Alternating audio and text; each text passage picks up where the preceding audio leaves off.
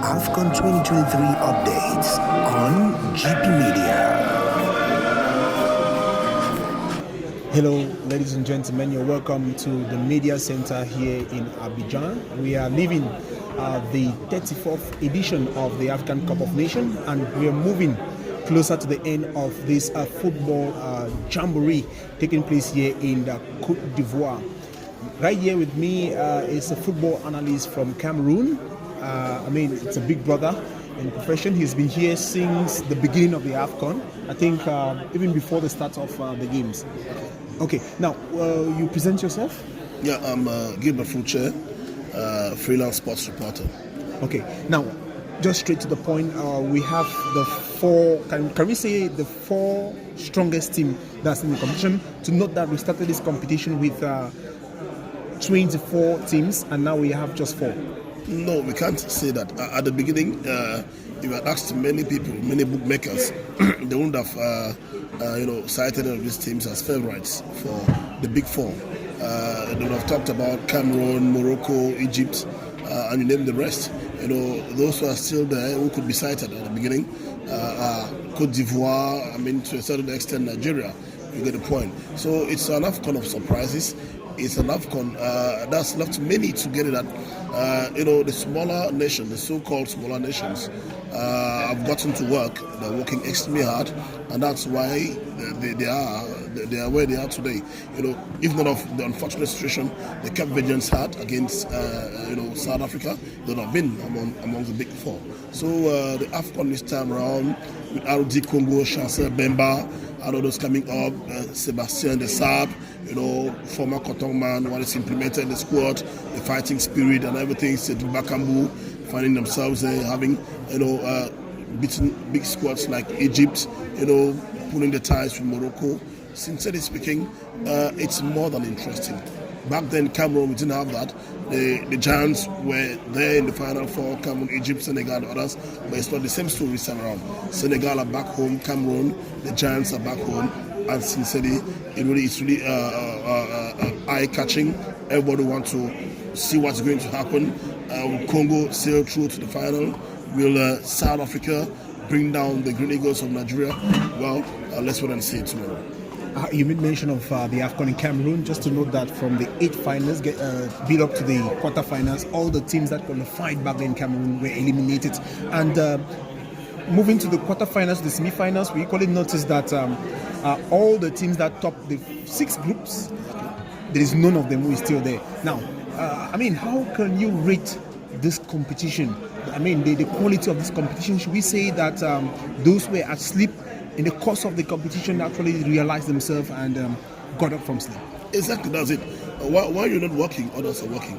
You see, while you call yourself the big boy, the small boys are working. Sincerely, I still remember the words of Coach Ben Collins when Namibia played Cameroon. When they came to Yaoundé, they said they want to play the big boys now, get set and move on to the table of the big boys. Sincerely, and that's what these smaller teams have done. The Cape Verde, Angola and the others, they've worked extremely hard, and today there's just no fear for the big boys. If you put on an encounter between Angola and Cameroon today, they'll no fear from the Angolans. They will go play in Cameroon without any inferiority complex, and that's what these big boys had to avoid. They would have implanted constantly into the minds of these smaller squads that listen, we remain the big boys. But today they've not done that. The smaller nations have grown and they've developed enough muscles, and they can now rival the big boys. It takes us now into the qualifiers for the World Cup. Cape Verdeans told us, Coach Carlos Bito told us at the end of the game against South Africa that our next target is the World Cup. And there's just no question for them to move to the World Cup. And I expected him to say, well, in that group there's Cameroon, and we're going to pull them down. He didn't say anything about that, okay. Which means that they're convinced that just nobody can stop them from moving forward. And the Cameroon, Senegal, and the others are no more scaring these smaller nations. So this AFCON has, given enough muscles to these smaller nations. We now know that they can move forward and top the continent in the days ahead. It is a drum call to all the big boys. It is a wake-up call to the Senegal, Cameroon, and other squads that they have to get up, pick back the ball from where it is, get back to the center and prove to these guys that, listen, we are the big boys and we have to get to where we deserve. And just to note that at this stage, none of the 5 teams that qualified for the AFCON in Qatar are still in the competition. And now, talking about the semi-finals, we have a game, South Africa, Nigeria, and of course DR Congo against the host team, which some people already qualified depth at a certain stage of the competition and came back. Now, when you look at these 4 teams, all of them they have once won this competition. If you must do a parade, who do you think could actually be the winner come on the 11th of February evening here in Abidjan? At this stage, I can't tell you which of the 4 teams will sail through to the final. Sincerely speaking, they all have their strengths and weaknesses. When you look at the South Africans, ever since we got into the rounds of 16 until today, they've not considered a single goal. They have, a shot stopper who's doing a wonderful job. Ronald Williams, he's kept 2 clean sheets, in a row.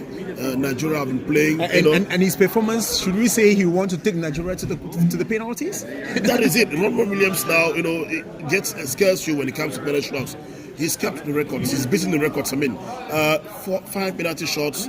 He considered a single goal out of the 5 penalty shots, and that tells you that it's a strength developed by the team. And on the bench of the South African team, the Bafana Bafanas, you have Coach Hugo Ross, who won the AFCON with Cameroon in 2017 in Gabon. And when you look at the trend, you look at the path they're taking, it is similar to what Cameroon had. Remember, when we went for the AFCON, many with the Basogogs, the Fire Collins, by then there were no names. Many did not, applaud the Cameroonian team. And that same thing with the South Africans. They started timidly against Mali, got a win against Gambia, moved forward until today. The team is moving, they're moving progressively, and the expansion is quite geometric. And that's why I say at this point in time, you can't say who will win. Nigeria, on the other hand, want to prove to the fans that it's been so long, they've not gotten to the summit of continental soccer. Ademola Lookman, Victor Osimhen, Captain Trust Ekong, and a handful of others, Simon Moses, are really, so confident of themselves, having, taken out the Indomitable of Cameroon in this competition. They are so sure and motivated, beating the host nation, Côte d'Ivoire, and they don't see themselves being dragged in the mud by little unknown South Africa. What if Nigeria qualifies, and of course that's the wish to see Nigeria, and of course why not Côte d'Ivoire the finals? Should we say Côte d'Ivoire be allowed to be beaten the second time? I don't think so. What I want to say is that at this point in time, the 4 teams that are on the table have the strengths and weaknesses. Okay. They have the strong points where they'll capitalize on and move forward. You see, and it's not left for each of the squads present in this AFCON to capitalize on the weaknesses of the opponents and move forward. And I see, that's why I say ever to make a bet for any of the teams is very complicated, because the South Africans now know that they can keep a block behind, stop the Nigerians from getting a goal, move into penalty shootouts, and count on Ronald Williams to stop at least 2 penalty shots. And that is it. The Nigerians know that they are outmatched to get at least a goal in the counter and avoid penalty shootouts. And they have the strength to that. With Ademola up front, Osimhen and the others, they can do that. So, it's the semi-finals are really going to be interesting. The fans who are there are going to do it. And we look at RD Congo, Côte d'Ivoire, the President Felix Tshisekedi coming in with 200 supporters from RD Congo, from Kinshasa. They'll be doing everything possible to carry it in. So it's going to be scintillating. Thank you very much for your analysis, and we wish the best to win. There are 4 of them at the end of this competition. And of course, maybe we'll meet again before we actually get to the finals of this competition. Thank you very much for your time. I know, it's been a real pleasure. I'm sorry I started without saying big up to all the Cameroonians who are watching us. And a special kiss to my wife, Isabel Fro, who's really missing me a lot. I can imagine, okay.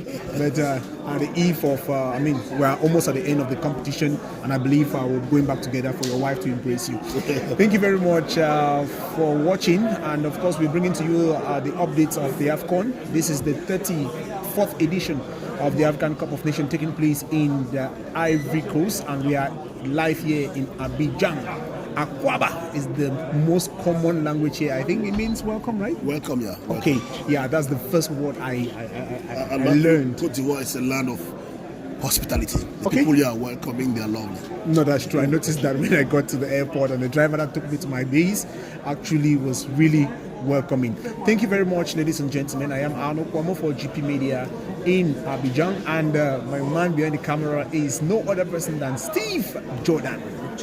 Neptune Photos. AFCON 2023 updates on GP Media.